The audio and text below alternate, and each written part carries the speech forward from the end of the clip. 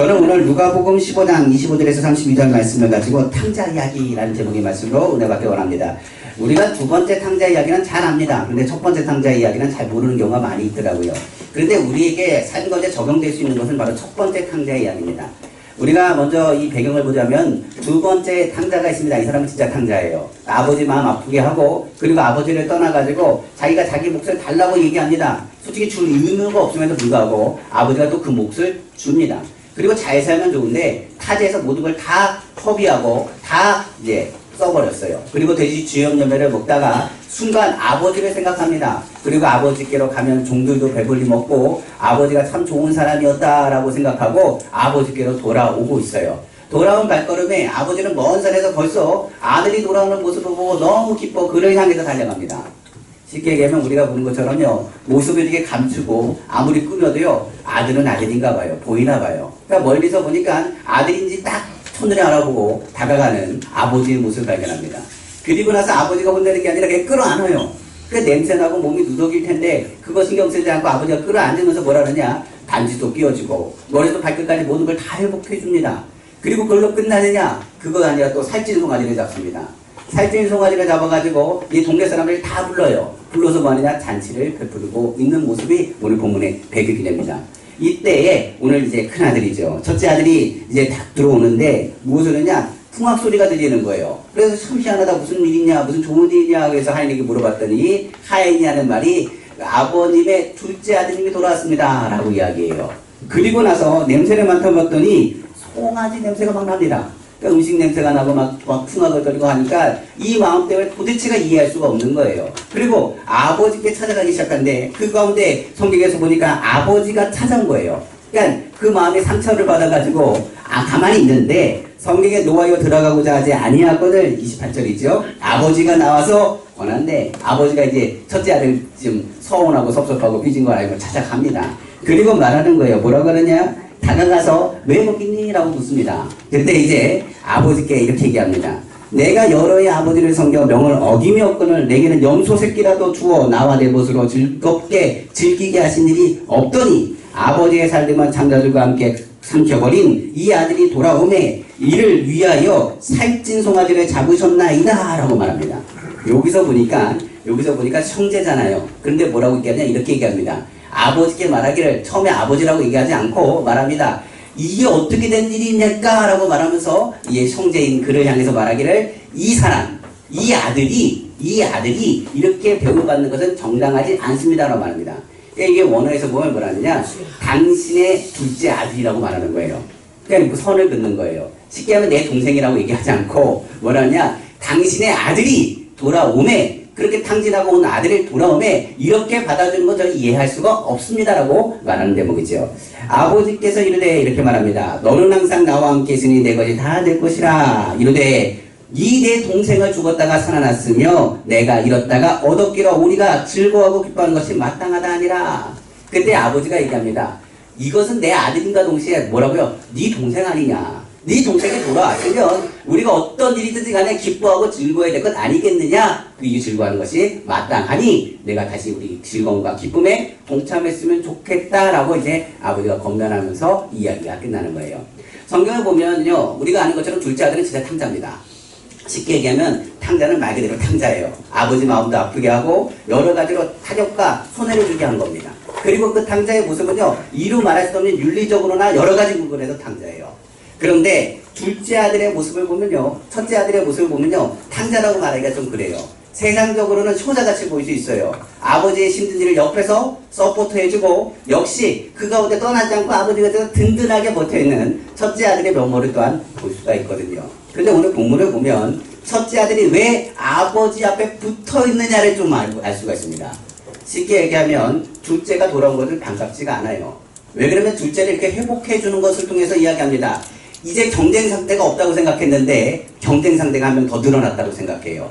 특별히 무엇을 생각하느냐? 아버지의 자살에 탕진했던 그 사람이 다시 돌아와가지고 내가 물려받을 유산과 여러 가지에도 문제를 일으킬 수 없게 있지 않을까라는 생각을 갖게 됩니다. 그러니까 이것은 뭐라고 얘기하느냐? 자기에게 손해볼까 하는 두려움을 가져요. 그러니까 아버지께 뭐합니까? 이야기하면서 말하는 겁니다. 내가 열심히 일한 거 아버지 알지 않습니까? 내가 언제 아버지께 뭘 받은 적이 있습니까? 라고 얘기한 부분입니다. 그래서 아버지가 한 얘기가 그 얘기입니다. 내가 너는 나와 함께 있고 내 것이 다 내 것이 아니냐라고 말한 부분이 바로 여기에 있는 거예요.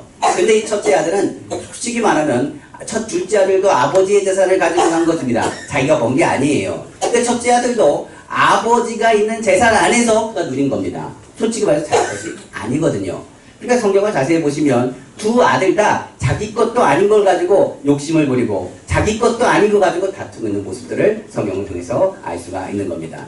이를 통해서 우리에게 주신 메시지가 있어요. 오늘 이 메시지를 좀 듣고요. 우리의 모습 좀 점검했으면 좋겠습니다. 첫 번째는 우리에게 주신 메시지가 있습니다. 첫째나 둘째나 다 죄인입니다. 쉽게 얘기하면 여기서 나오는 사람은요. 소자가 없어요. 다 창자입니다. 우리도 성경을 보면 알겠지만 우리 다 죄인입니다. 여기서 의인은 없나니 하나도 없습니다. 모든 사람이 죄를 범하였으면 하나님의 영광이 입을 사람은 아무도 없어요. 성경이 가리키는 것이 바로 이것을 가리키고 있습니다. 둘째 아들은 말 그대로 탕자입니다. 그런데 문제가 되는 건 첫째 아들입니다. 우리가 예수 믿고 나서 구원을 받았습니다. 그런데 구원 받았는데 문제는 뭐냐? 구원받은 사람들이 오히려 뭐 하느냐? 죄인들의 모임과 죄인들이 찾아오는 것을 싫어합니다. 성경을 보시면 이 부분에 대한 것을 보면 이기적이고 자기에게 손해가 올까봐 오히려 그것에 선을 긋는 아들의 모습을 통해서 더 집중적으로 알 수가 있죠. 우리가 성경을 보면 이 자녀들에 대한 부분에 대해서 나온 대목이 이제 다윗의 이야기 중에 있어요. 다윗에게는 아들이 있었는데 그 첫째 아들의 이름이 누구냐? 암놈이고요. 베델은 또 아들이 있었는데 그 아들의 이름이 누구냐? 압살롬입니다. 암놈이 어떤 사람이냐? 무엇보다도 다윗에게 사랑을 받는 장자였어요. 그런데 암놈이 어느 날 보니까 베델은 그 누이 동생인 다말을 보고 반했습니다. 그리고 나서 압살롬의 동생이기도 한 그 여인을 어떻게 하냐? 욕을 보이기 시작합니다. 그리고 나서 이제 다윗에게 이것이 모든 것이 다 드러나게 됐어요. 이제 그 딸은 그 여인은 다말은 압살롬에게 피했고요. 압살롬은 그를 보호해 줍니다.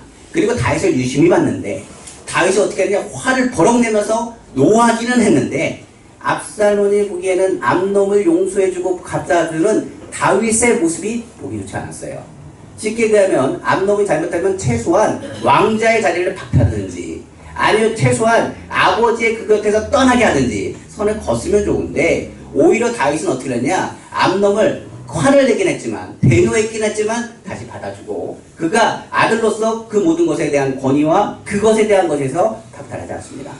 압살롬이 그것에 대해서 잠자코 보고 있습니다. 그리고 부글부글 끓는데도요 감정을 표현하지 않아요. 그리고 2년을 있다가 양털 깎는 날에 집중해가지고 그때 다윗을 요청합니다. 와, 한번 아버지 오셔서 축복해 주십시오 라고 얘기하다가 다윗이 내가 안 가는 것이 낫겠다 싶으니 이때 이제 머리를 쓴 게 암놈이 장자이고 다윗에게 있어서는 큰 아들이라 그러니 아드님 보내주셔서 성령을 보내셔서 축복하고 같이 형제들과 어울리겠습니다 라고 이야기하죠. 그리고 암놈이 찾아왔을 때 압살롬은 그 본색을 드러내고 암놈을 죽이고 그리고 다윗을 피해서 구슬로 도망을 갑니다.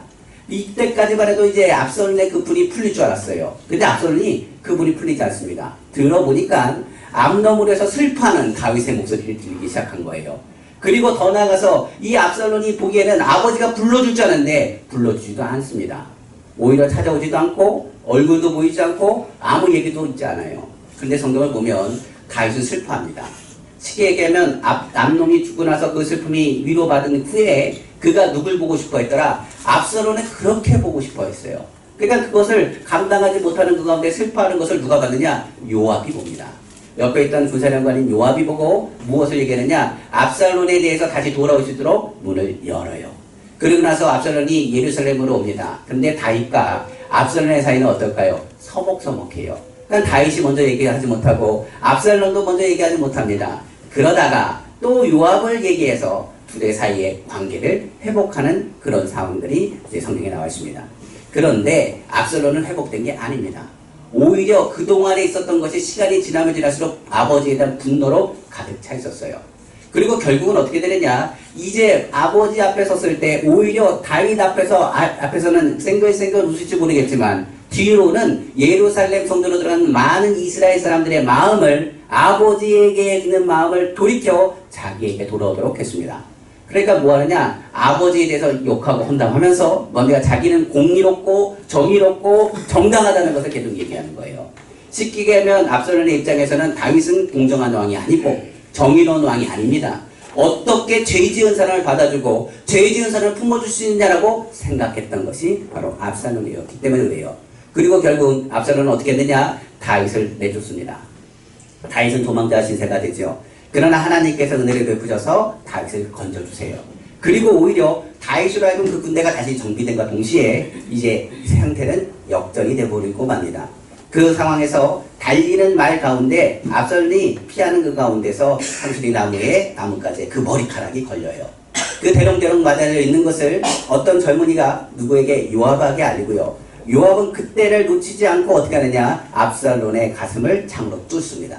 그리고 성경에 보니까 요압의 군대들이 동그랗게 딱 돌려가지고요. 한 번 더 찌르더라고요. 그리고 완전히 압살롬을 죽여요. 그리고 나서 다윗에게 찾아갔을 때 사람들은 얘기합니다. 어떻게 되느냐 했더니 왕이시여 우리가 이겼습니다. 승리했습니다. 아 그래. 그런데 다윗이 제일 처음 한 말이 뭐냐? 내 아들 압살롬은 어떻게 되느냐 물어봐요. 그때 다윗에게 말합니다. 당신의 아들 압살롬은 죽었습니다. 그 얘기를 듣고 다윗이 뭐라 그러냐? 애통하여 옷을 찢고 웃기 시작하면서 뭐 하느냐? 내 아들 압살롬아 내 아들 압살롬아 차라리 내가 죽었으면 나을 뻔했다. 내가 죽는 것이 더 나을 뻔했다고 엉엉 울며 통곡하는 장면이 나오죠. 이걸 통해서 아버지란 존재가 무엇인가를 좀 다시 한번 생각해 볼 수가 있어요.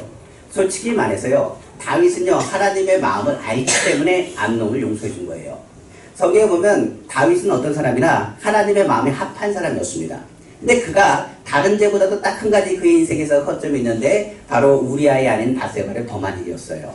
쉽게 하면 우리아는 누구냐? 다윗의 용사들 중에 한 명입니다. 여기서 나오는 용사들은요 그냥 보통 용사가 아니라 같이 전시해서 먹고 자고 일어나고 같이 모든 것을 누렸던 사람이 누구냐? 바로 우리아예요.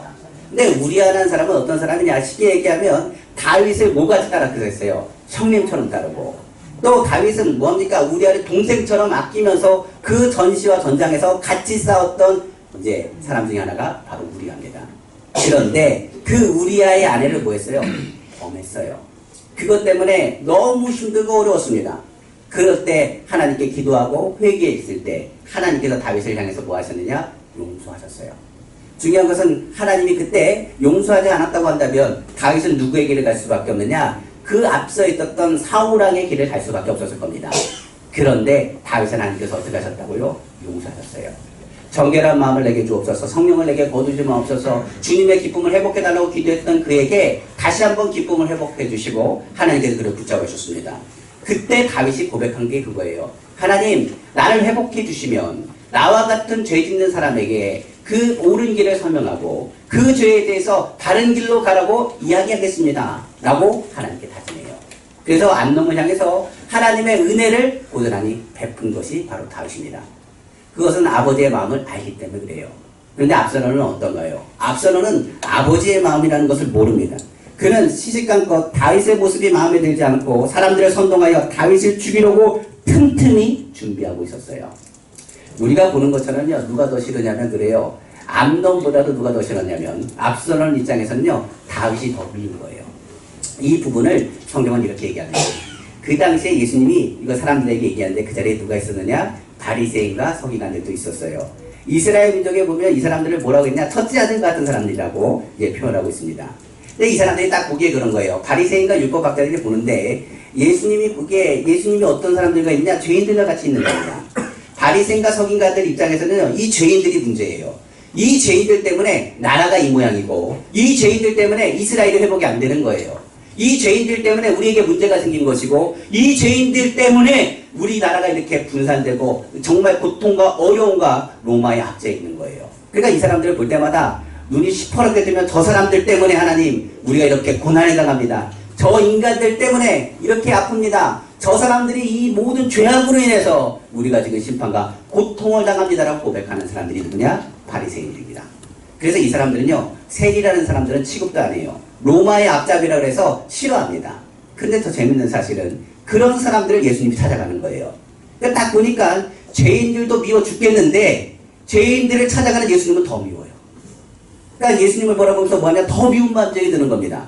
죄인들을 향해서 뭐라 하느냐? 하나님이 당신들을 사랑한다. 하나님의 긍휼을 베푼다. 주께로 돌아오고 회개하면 주님께서 아무 조건 없이 받아준대요. 아까 얘기한 두 번째 아들처럼 하나님께서 어떻게 하시 돌아오면 끌어안는다는 거예요. 오히려 예수님이 가다가 뽕나무 위에 있는 누굴 보고요. 삭개오를 보고 삭개오야 라고 묻습니다. 먼저 예수님께서 물으세요. 그리고 뭐라 하느냐? 내가 오늘 너와 같이 집에서 식사하고 너와 유하겠다 라고 말합니다. 이런 모습이요. 바리새인과 다른 사람들에게 뭐 하느냐? 정말 싫은 모습이에요. 오히려 압살론의 입장에서 다윗의 모습이 싫은 것처럼, 그러니까 사람들이 얘기한 것처럼 압살론이 다윗을 죽이려고 했던 것처럼, 어떻게 보면 죄인과 같이 식사하고 죄인의 마음에 대해서 하나님의 위로와 하나님의 사랑을 선포하는 예수님이 미워서 예수님을 죽이려고 했던 사람들이 누구냐? 오늘 본문의 배경에 나오는 바리새인들입니다. 그러니까 그들을 향해서 탕자의 비유를 통해서 첫 번째 아들에 대한 이야기를 한 거예요. 너희가 어찌 하나님께 돌아온 사람들을 기뻐하고 즐거워해야 되지 않겠느냐? 성경에 나올 때 10가지 동전이 있는데 그 중에 한 가지 동전을 잃어버렸는데, 잃어버린 동전을 찾고 9가지 동전을 찾은 것보다 9가지 동전을 놔두고 한 가지 동전을 찾았을 때 기뻐하여 잔치했던 여인과 같이 100마리 양 중에서 한 마리의 잃어버린 양을 찾았던 그 목자의 마음과 심령을 너희가 아느냐고 묻는 거예요. 그러니까 오히려 기뻐하고 즐거워하고 같이 기뻐해야 되는 그런 상황에서 오히려 뭐합니까? 시기와 질투와 아픔이 그 눈을 가려가지고 오히려 그 사랑과 긍휼을 베풀었던 예수님을 십자가에 매다는 사건이 바로 이런 사건인 것을 알 수가 있죠. 자, 한번 더 볼까요? 율법으로 판단하고 정죄하는 사람들이 있습니다. 그러나 예수님은 정죄하지 않으셨어요. 오히려 그들의 친구가 되어주시고 아버지의 마음을 그들에게 가르칩니다. 둘째 아들은요, 일단 돌아왔어요. 그리고 아버지의 마음을 압니다. 이제 무슨 아느냐? 아버지가 정말 나를 사랑하시는구나. 아무 조건 없이 나를 사랑하시구나. 그가 돌아왔을 때 아버지가 자기를 어떻게 생각하는지 알았어요. 세리가 말하죠. 기도할 때 나는 죄인입니다. 내가 감히 어떻게 아버지께 갈 수 있습니까? 아버지 하나님 나 용서해 주십시오 라고 엉엉 울었을 때 아버지께서 그 기도를 뭐 하셨다고요? 들으셨어요. 그러니까 무엇이냐? 아버지는 조건 없이 받아주시는 분. 이것에 대한 아버지가 정말 우리 사랑하는 것을 알았습니다. 그러나 성경에 나온 것처럼 그 마음을 첫째 아들은 몰랐다는 거예요. 우리가 신앙생활하면서 우리에게 묻습니다. 아버지의 마음을 아세요? 하나님 우리를 얼마나 사랑하신지 아십니까? 주님은 죄인들과 손해보는 그런 가운데서도 그들을 위해서 십자가에 달리신 예수 그리스도를 우리에게 보내셔서 우리의 허물을 덮어주셨어요. 성경을 잘 보면 아버지의 모습은 쉽게 탕자를 용서해 주는 것 같습니다. 첫째 아들의 입장에서는요, 정말 화가 나는 일지도 모르겠어요. 그러나 성경에서 얘기한 것처럼 그가 돌아온 것만으로도 그는 기뻐하고 즐거워해야 된다라고 주님이 오늘 가르치고 있는 대목입니다. 그럼 우리에게 다시 한번 물어요. 자, 우리는 둘째 아들일까요? 첫째 아들일까요? 신앙생활을 오래 한 사람일수록요, 첫째 아들인 사람이 많습니다. 첫째 아들은 보기엔 율법적으로는 어기는 게 없어요. 정말 바듯합니다. 11조도 잘해요. 교회 출석도 잘해요. 열심히 신앙생활 하는 것 같이 보여요. 그런데 문제가 되는 것은 뭐냐? 그 은밀한 죄가 문제예요. 첫째 아들은요, 꿍꿍이가 있습니다. 그 마음이 생각하는 게 있어요. 성경의 바리새인들을 뭐라고 부르느냐? 회칠한 무덤이라고 불렀어요. 그냥 겉에는 뭡니까? 삐까뻔쩍하고 아름다운데 속 안에는 뭐가 있어요? 무덤은 무덤입니다. 시체 썩은 냄새가 가득 있는 거죠. 첫째 아들의 모습을 보면 성경에서 이렇게 얘기합니다. 주님이 은밀한 죄인을 심판할 때 이렇게 말씀하세요. 주님 앞에 나옵니다. 주님, 저는 주님에서 헌신했습니다. 주의 이름으로 귀신도 쫓아냈습니다. 주의 이름으로 복음 전했습니다. 내가 얼마나 주의를 많이 하는지 아십니까? 그렇게 묻습니다. 근데 주님이 이렇게 말씀하십니다. 나는 도무지 너를 알지 못하는구나. 불법을 행하는 자들아라고 말씀하신대요. 그때 그들이 묻습니다. 주님, 우리가 무엇을 잘못했습니까? 라고 말합니다. 그때 주님께서 의미심장한 말을 합니다. 너는 목마를 때 내게 마실 것을 주지 않았다. 내가 배고플 때 내가 먹을 것을 주지 않았다. 너는 내가 갇혔을 때 나를 돌아보지 않았다고 말합니다. 그때 그 사람들이 얘기합니다. 주님 언제 목마르셨습니까? 언제 배고프셨습니까? 언제 갇히셨습니까? 라고 묻습니다. 그때 예수님께서 이런 말씀하십니다. 작은 소자에게 한 것이 나에게 한 것이고 갇힌 자를 도우며 어려운 사람을 돕는 것이 나에게 하는 것이라 죄인들을 향해 선을 베푸는 것이 나에게 하는 것임을 주님께서 말씀하세요. 오늘 주님 말씀입니다. 작은 자는 연약한 자예요. 연약한 자를 향해서 뭡니까? 물 한 컵 떠다 줄 수 있는 사람. 그리고 여러 가지 어려운 가운데 죄인들을 향해서 그 마음을 열어 그들에게 주의 복음과 주의 사랑을 전할 수 있는 사람. 이 사람은 어떤 사람이라고요? 아버지의 마음을 가진 사람. 성경도 얘기하는 거예요. 주여 주여 하는 자보다 다 천국 가는 게 아닙니다. 아버지의 뜻대로 행하는 자가 천국에 가는 거예요. 오늘 주님께서 하신 말씀이 그겁니다. 과부와 고아를 무시하고 약자를 돌보지 않는 죄인, 오히려 아버지의 마음을 가지고 있지 않다고 한다면 이 첫째 아들과 다를 바가 없습니다. 그러니까 아버지 입장에서는 첫째 아들이 뭐하느냐, 그렇게 화를 내는 걸 이해할 수 없어요. 우리는 한 가족인데 왜 네가 화를 내느냐, 죽었다가 살아온 가족과 형제가 돌아왔는데 네가 왜 분을 내느냐. 그의 마음은 그거예요. 아까 얘기한 것처럼 자신의 몫을 빼앗기가는 그 탐욕적인 마음에 그 마음이 드러난 것임을 알 수가 있습니다. 그러나 주님은 다시 말합니다. 아버지가 얘기하죠. 내 아들아 부릅니다. 내 동생이라고 말하면서 오히려 주님의 사랑 안에 들어오고 다시 한번 기뻐 즐거워하기를 권면해요. 그러니까 바리새인을 향해서도 이스라엘 민족을 향해서도 십자가에 못 박아서도 외치는 그들을 향해서도 외웁니다. 그들의 죄를 알지 못합니다. 그들의 죄를 용서해달라고 아버지의 마음을 회복해달라는 주님의 외침을 우리는 기억해야 될 줄로 믿습니다. 이를 통해서 주님 앞에 돌아오고 주님의 마음을 한 우리는 하나님 자녀예요. 그러면 이제 첫째 아들을 향해서 말합니다. 첫째 아들은 꼭 우리 모습 같아요. 그런데 이 첫째 아들을 향해서 주님이 말씀하시는 부분이 선택의 부분입니다. 그러면 우리가 주님께 구원받은 사람입니다. 그럼 죄인들을 향해서 연약한 자들에서 나보고 어쩌란 말입니까? 얘기할 수 있어요. 그때 이야기하는 선택의 부분이 바로 누가복음 16장에 이어진 얘기예요. 바로 두 가지죠. 이 첫째 아들에게 선택한 건 두 가지입니다. 첫째는 뭐 하느냐? 불의한 청지기와 같이 살 것이냐? 아니면 여기서 나올 때 부자 나사로의 부자와 같이 살 것이냐라고 주님이 묻는 대목이에요. 자, 오늘 본문을 통해서 이야기하는 내용입니다. 불의한 청지기의 얘기 제가 한번 봉독해 드릴게요. 쉬운 성경으로 제가 한번 봉독해 드리겠습니다. 예수님께서 제자들에게 말씀하셨습니다. 어떤 부자에게 재산을 관리하는 일꾼이 있습니다. 이 일꾼은 재산을 낭비한 데는 소문이 돌렸습니다. 굉장히 안 좋은 소문이 이 일꾼에게 들린 거예요. 그 주인이 그것을 들었습니다. 그래서 그를 불러다가 말했습니다. 내가 자네에 관해 들은 소문이 어찌된 일인가? 더 이상 자네를 일꾼으로 쓸 수 없으니 자네의 일을 정리해 주게나 라고 말합니다. 그러자 그 일꾼이 속으로 생각했습니다. 주인이 내 일을 빼앗으니 어떻게 해야 하나? 땅을 파자니 심이 없고 구걸을 하자니 창피한 노릇이구나. 내가 할 일을 잃었다 라고 생각했습니다. 근데 4절에 신우성이 이렇게 말합니다. 내가 할 일을 이제 알았다 라고 말합니다. 깨닫는 거예요. 그가 말합니다. 내가 이 자리에서 물러날 때 사람들이 나를 집으로 맞이하게 만들어주겠다. 그 일꾼은 주인에게 빚진 사람을 하나씩 불렀습니다. 첫살 사람에게 물었습니다. 주인에게 빚진 것이 얼마입니까? 그가 올리브기는 100마리요 대답하자 그 일꾼이 말했습니다. 당신의 문서가 여기 있으니 어서 앉아서 50마리라고 적으세요 라고 말합니다. 여기서 뭐 얘기하는 것은 뭐냐면 주인에게 빚졌던 사람들이 일일이 찾아가가지고 뭐 하느냐? 그들의 빚을 탕감해 줍니다. 오늘 주님께서 말씀하신 것이 이거예요.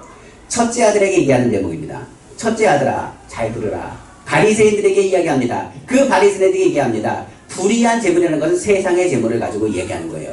너희가 가진 것을 가지고 뭐 한다면 그들을 향해서 다가간다면 그리고 그들을 향해서 그 마음을 쏟는다면 내가 살 길을 얻게 될 것임을 성경은 말하고 있는 겁니다.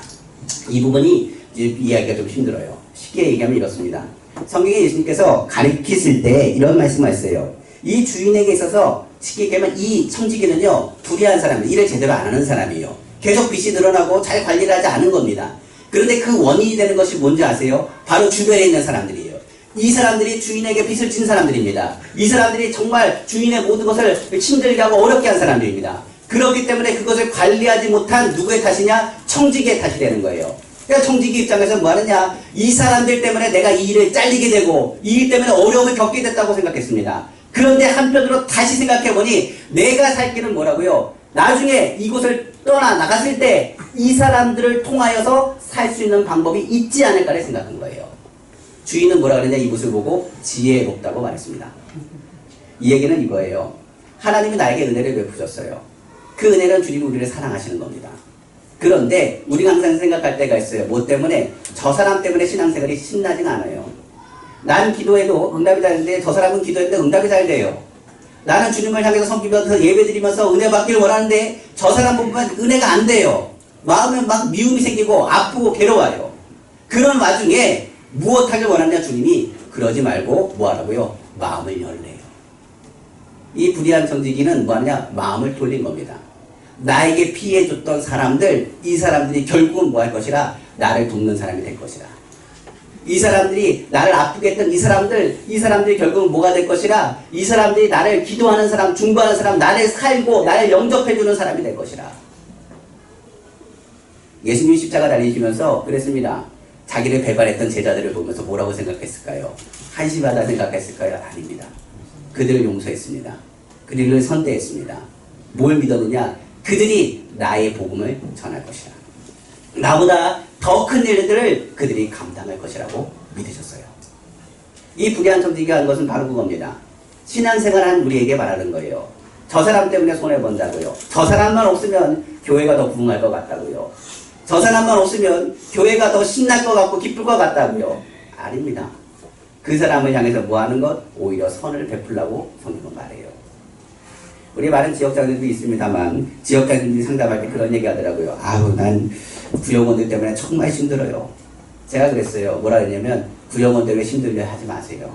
구역원들이 오히려 나중에 선을 베풀면 우리 지역장님 힘들 때 지역장님에서 기도할 거예요. 요즘 들어보니까 그러더라고요. 정말 교회에 떠나고 싶고 힘드는데 누군가 나를 위해서 기도한대요. 내가 그 사람을 위해서 기도했는데 그 사람이 나를 위해서 기도하는 소리를 듣게 된다고 그러더라고요. 오늘 첫 번째 아들에게 한 얘기가 그겁니다. 바리새인과 같은 신앙인들에게 하는 얘기가 그거예요. 신앙생활에는요, 약자를 돌보고 오히려 그들을 향해서 마음의 문을 여는 것이 중요해요. 신앙생활은 예수 그리스도를 바라보면서 하지만 중요한 것은 그리스도의 사랑을 뭐 하길 원하느냐? 찾아가 전하기를 원해요. 그들에게 보상을 받기 원하는 거라기보다는 그들을 통해서 오히려 주님의 사랑을 깨닫게 될 것입니다. 불의하다는 것은 세상의 성분이라고 얘기했습니다. 그러나 그것을 가지고 내 힘으로 하는 것도 안 되지만 아버지의 마음을 가지고 나아간다면 너희가 할 수 있을 것임을 성경은 말하고 있는 거예요. 바울이 바로 그런 사람이었습니다. 바울은 바리새인 중에 바리새인이었어요. 그래서요, 그런 철두철미합니다. 그리스도인들을 죽이려고 쫓아냈던 사람들이 누구냐? 바리새인이었던 바로 누구냐? 바울이었습니다. 이 사울이라는 사람이 예수님과의 만나고 나서 그가 깨달았습니다. 내가 살 길은 뭐라고요? 복음을 전하는 일이고, 내가 정말 살고 나의 죄에 대한 것을 용서받는 길은 뭐밖에 없다. 주의 복음을 전하는 길밖에 없다라고 생각했습니다. 오늘 본문도 동일한 얘기지요. 그러므로 우리가 주님을 위해서 충성된 자, 작은 일에 충성한 자가 큰 일에 충성할 것이요, 작은 일에 불의한 자는 큰 일에도 불충하리라고 성경은 말한 대목인 것을 우리가 알기를 간절히 원해요. 그래서 첫 번째 아들에게 선택하는 부분입니다. 너희가 주님의 마음을 안다면 그 국률함을 가지고 뭐 하라고요? 오늘 본문에 나온 청지기처럼 오히려 자기가 가지고 있는 것을 통해서 어려운 사람을 돕고 그리스도의 복음을 전하는데 힘을 쓰라고 성경은 말씀하고 있는 것입니다. 그러나 두 번째 선택하는 사람이 있습니다. 바로 부자와 나사로의 이야기입니다. 이 부분 제가 분석해 드릴게요. 예수께서 말씀하셨습니다. 어떤 부자가 있었습니다. 이 사람은 언제나 가장 비싼 옷을 입고 매일 호화스럽게 살았습니다. 한편 그 집 대문에서는 나사로라는 한 가난한 사람이 누워 있었는데 몸에는 부스럼 투성이었습니다. 그가 부자의 식탁에 떨어지는 부스러기와 주림배를 채우기를 원했습니다. 심지어 개들이 와서 그의 부스럼을 핥았습니다. 어느 날 그 거지가 죽어 천사들에게 이끌려 아브라함의 판에 안겼습니다. 부자도 죽어 땅에 묻혔습니다. 부자는 지옥에서 고통 가운데 있다가 눈을 들어 보았습니다. 멀리 아브라함이 보이고 나사로가 그의 품에 안겨있는 것을 보았습니다. 그가 소리쳐 말했습니다. 아버지 아브라함이여, 제게 자비를 베풀어 주십시오. 제 혀를 적실 수 있도록 나사로의 손가락 끝에 물을 찍어 제게 보내주십시오. 제가 이 불꽃 가운데서 몹시 고통을 당하고 있습니다. 그러자 아브라함이 말했습니다.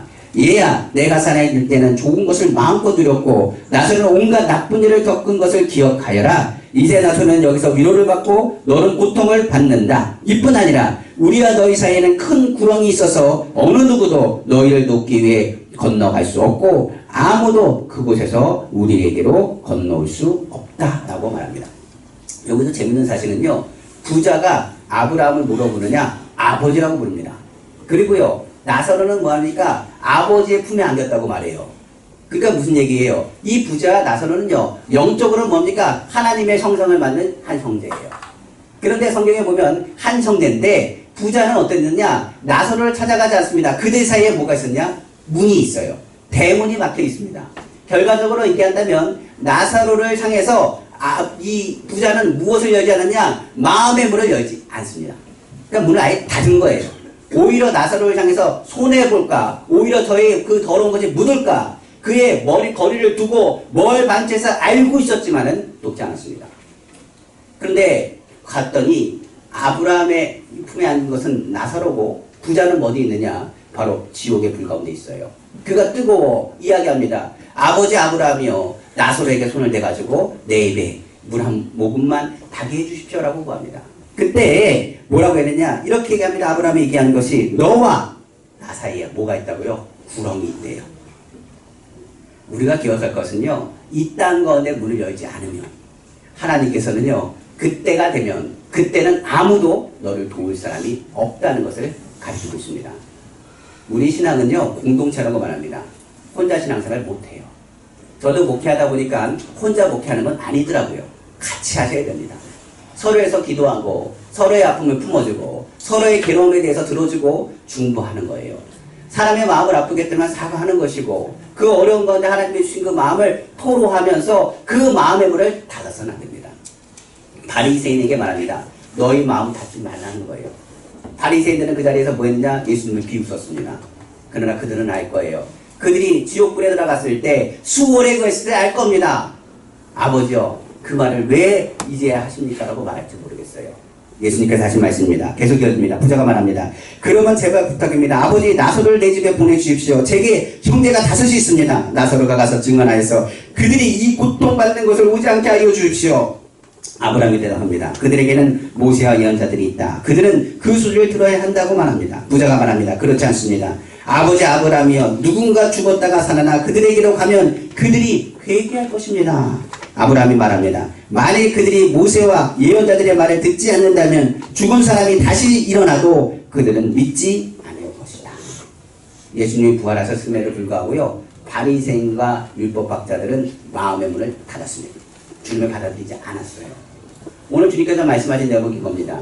우리가 손해볼까 하는 이기적인 신앙생활은요, 저 사람에 대한 죄와 허물에 대해서 덮어주거나 용서하거나 감싸주지 못합니다. 그리고 오히려 그것을 통해서 오히려 이 마음을 닫았을 때 그 사람은 구원받지 못합니다.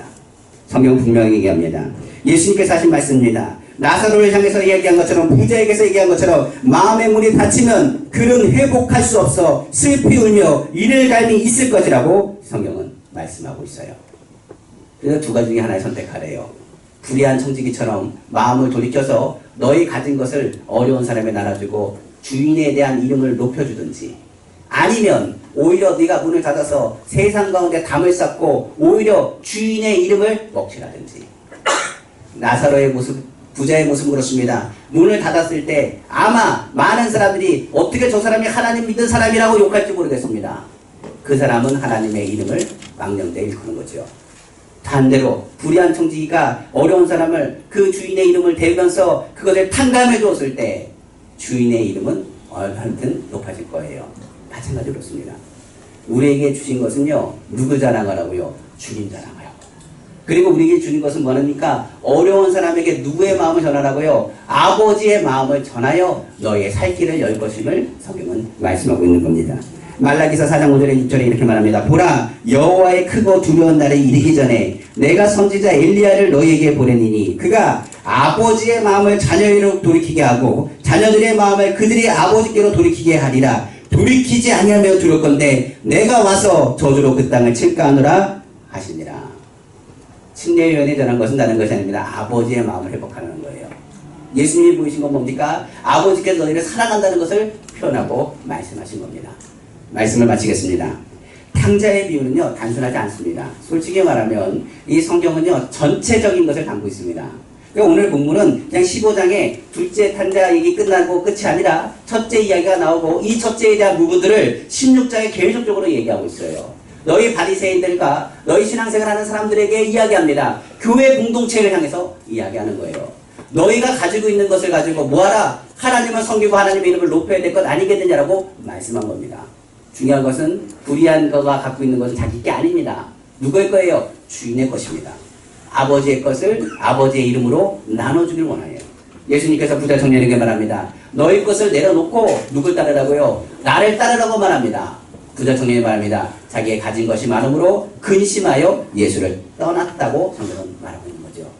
살 길은 자기에게 손해볼까 이기적인 신앙생활을 하는 것이 아니라 주님의 마음과 아버지의 국률함을 가지고 주님 앞에 나아가는 겁니다. 기도를 비교하고 하나님께 용서받고 나보다 잘되거나 회복되는 사람들을 불편해하는 사람이 있다면 이것을 회개하셔야 돼요. 좋은 일이 있으면요 서로 기뻐하셔야죠. 슬픈 일이 있으면요 서로 아파하셔야죠. 그것이 믿음의 공동체의 모습인 것입니다. 포도원 꿈꾼의 이야기가 있습니다. 오전 아침부터 온 사람과 오후 늦게 온 사람이 있습니다. 늦게 온 사람부터 주인은 약속한 금액 한 데나리온씩 줍니다. 먼저 온 사람은 얘기합니다. 나는 저 사람은 한 데나리온 받았으니까 나는 아침부터 떼뼈들 위해서 열심히 일했건만 나는 더 많이 주겠지 생각합니다. 그런데 그가 받은 것도 한 데나리온입니다. 이때 그 사람들은 불평하고 원망합니다. 그때 주인이 말합니다. 내가 너와 약속한 것이 한 데나리온 아니냐? 그런데 왜 이거밖에 주지 않았다고 원망하고 불평하느냐고 주님이 말씀하시죠. 그리고 한 말이 있습니다. 먼저 된 자가 나중되고 나중된 자가 먼저 될 수 있다라고 예수님께서 말씀하셨어요. 우리에게 지금 필요한 것이 있다면요. 둘째 아들이나 첫째 아들의 모습을 통해서 좀 아버지의 마음을 좀 회복해야 됩니다. 남편이 보기 싫어도 국률한 마음을 가지시고 자녀가 속삭여도 국률한 마음을 가지시고 주변의 이웃과 친척들 때문에 아파해도 국률한 마음을 가지십시오. 주님께서 국률한 마음을 가지고 기뻐하면 오히려 주님의 큰 기쁨에 동참하게 될 것임을 성경은 말씀하고 있습니다. 믿음의 공동체는 아버지의 기쁘신 소원을 담아주는 공동체입니다. 그 도움에 하나님의 기쁘신 소원을 두고 행하는 공동체가 바로 교회죠. 교회 안에서는 성경에서 말합니다. 시비와 원망이 없게 하라고 말씀하고 있습니다. 믿음의 공동체 안에서 주시는 주님의 마음을 가지고 있다면 잘되는 사람을 보고서는 더욱더 기뻐해 줄 겁니다. 그리고 자신의 유익을 구하지 않을 겁니다. 슬픈 사람을 위해서 같이 슬퍼해주고 용기와 응원을 더해줄 겁니다. 교회는요 상처받은 사람 많아요. 그리고 교회 공동체는 의인의 공동체가 아닙니다. 죄인들의 모임입니다. 그러나 이 죄인들이 예수 그리스도의 보혈로 의롭게 하시고 하나님의 은혜를 누린 공동체가 바로 교회예요. 이 교회에서 무슨 마음을 가져야 되느냐? 아버지께서 나를 용서하신 예수 그리스도의 은혜를 기억하고 그 사랑을 나눠 나가시는 우리 성도들 다 되시기를 다시 한번 주님의 이름으로 축원합니다. 기도하겠습니다.